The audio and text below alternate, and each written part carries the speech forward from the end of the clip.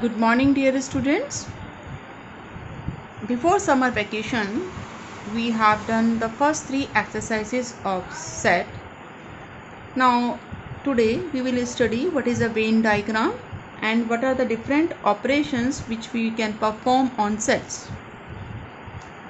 Venn diagram is a diagram which shows the relationship between the sets. It is named after the name of a mathematician, John Venn. It consists of a rectangle and circles. The rectangle shows the universal set and the elements in the enclosed in a circle, it shows the sets which are the subsets of given universal set. For example, if we have a universal set which is having first 10 natural numbers, here I have written 10 natural numbers, and A is a set of even numbers, means A is containing 2, 4, 6, 8, 10. Then it is represented by Venn diagram like this. These are the total elements, and this set of even numbers, it is enclosed. These even numbers, they are enclosed within a circle. Now, operations on sets. The first one is union of sets. Union means unite करना, मिलाना. Means दो या दो से अधिक set अगर हमें दिए हैं तो उन सबके एलिमेंट्स को मिलाकर लिख देना, और जो एलिमेंट्स रिपीट हो रहे हैं उन्हें एक ही बार लिखना. तो कैसे डिफाइन करते हैं इसको हम? It union of to sets A and B is the set C which consists of all those elements which are in A or in B. This or word is important here. or in both, दोनों में भी हो सकते हैं. इसके लिए हम use simple use करते हैं. और मैथमेटिकली कैसे लिखेंगे? A union B equal those elements X which are either belongs to A or they belongs to B. For example, if A set is 1, 2, 3, B set is 2, 3, 4, 5, then A union B equal 1, 2, 3, 4 and 5. 2 और 3 दोनों में आ रहे हैं, लेकिन उसे लिखेंगे एक बार. और वेन डायग्राम से इसको कैसे रिप्रेजेंट करते हैं? This is set A, this is set B. तो A यूनियन B में सारे एलिमेंट्स आ जाएंगे, वो चाहे A में है चाहे B में है. So this shows A union. Now the properties of operation of union. A union B equal B union A. चाहे B को पहले लिखें या A को, रिजल्ट वही रहेगा, क्योंकि इसका मतलब भी वही है. यहाँ से आप देख सकते हैं B यूनियन A निकालेंगे तो मतलब वही है कि जो एलिमेंट्स B में हो या A में हो या दोनों में हो. सो this is called commutative law. Second is A union B union C equal A union B union C. Means चाहे हम A और B को पहले यूनियन करें और बाद में C के साथ यूनियन करें, या B और C का यूनियन करेंगे पहले और बाद में A के साथ यूनियन करेंगे, तो रिज़ल्ट हमारे पास वही आएगा. जैसे आपके क्लास 11th में अगर मैं 11th A का एक सेट हो गया A और 11th B का दूसरा सेट हो गया B और 11th C का तीसरा सेट C हो गया, तो मैं A और यूनियन B जब निकालूंगी तो उसमें वो सब बच्चे आ जाएंगे जो या तो A में है या B में. यहाँ पे दोनों वाला केस नहीं हो सकता, क्योंकि कोई भी बच्चा दोनों सेक्शन में नहीं है. और उसके बाद मैं C के साथ यूनियन करूँगी तो हमारे पास वो सब बच्चे आ जाएंगे जो A, B और C सेक्शन में. अब चाहे मैं B और C का यूनियन पहले कर लूँ तो B और C के बच्चे आएंगे, और उसके बाद उसका यूनियन A के साथ करूँगी तो भी वही बात है, तीनों सेक्शन के कंबाइंड बच्चे आएंगे, बच्चे वही रहेंगे. So this is called associative. Third is A union 5. 5 empty set होता है, कोई एलिमेंट ही नहीं है, तो A यूनियन 5 क्या होगा? A. This is called law of identity element. Means 5 is called the identity of union. And fourth is A union A. किसी भी सेट का यूनियन अपने ही उसी के साथ करेंगे तो वही एलिमेंट्स मिलेंगे. सो this is called idempotent law. Last is A union universal set, क्योंकि यूनिवर्स ए जो है यूनिवर्सल सेट का ही सबसेट है. तो जब आप इसको यूनियन करेंगे तो यूनिवर्सल सेट पूरा मिल जाएगा हमें. Next is operation is intersection of sets.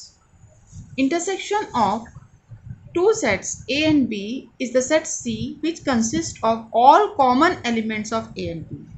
मतलब इंटरसेक्शन में हम वही एलिमेंट्स लिखेंगे जो दोनों सेट्स में कॉमन होंगे. इसका लिए सिंबल हम इन्वर्टेड यू यूज़ करते हैं. एंड मैथमेटिकली कैसे लिखेंगे, x such that x belongs to A and x belongs to B.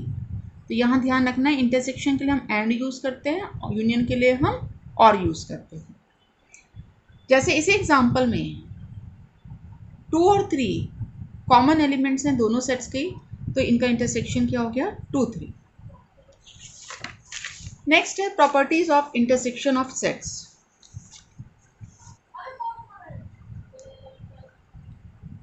B equal B intersection A. Commutative law है. इंटरसेक्शन में ऑर्डर कुछ भी चेंज कर देंगे तो एलिमेंट्स हमें वही मिलेंगे. सेकेंड इज A इंटरसेक्शन B intersection C is this. मतलब चाहे A और B का इंटरसेक्शन पहले करिए और बाद में C के साथ इंटरसेक्शन करिए, या B और C का इंटरसेक्शन पहले करेंगे और A के साथ उसका बाद में इंटरसेक्शन लेंगे, एलिमेंट्स वही रहेंगे. So this is called associative law. Next is phi intersection A. Phi में तो एम्प्टी सेट है, कोई एलिमेंट ही नहीं है, तो किसी के साथ भी इंटरसेक्शन करेंगे तो फाई ही मिलेगा क्योंकि इसमें कोई एलिमेंट ही नहीं है. एंड यूनिवर्सल के सेट के साथ करेंगे इंटरसेक्शन किसी भी सेट का, तो this is A. And A intersection A, किसी भी सेट का अपने साथ ही इंटरसेक्शन करेंगे तो वही सेट मिलेगा. This is called idempotent law. And the last is distributive law. A intersection B union C equal A intersection B union A intersection C. This is distributive law. इसको हम diagram से भी represent कर सकते हैं distributive law को. इस case में हमने B यूनियन C पहले निकाला है और फिर ये पूरा शेडेड पोर्शन आएगा, और जब इस शेडेड पोर्शन का इंटरसेक्शन ए के साथ करेंगे मीन्स कौन से कॉमन एलिमेंट्स हैं, तो यहाँ हम देखेंगे कि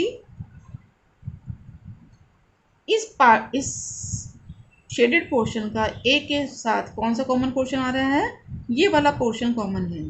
सो this is the A intersection B union C. This is left part, this one.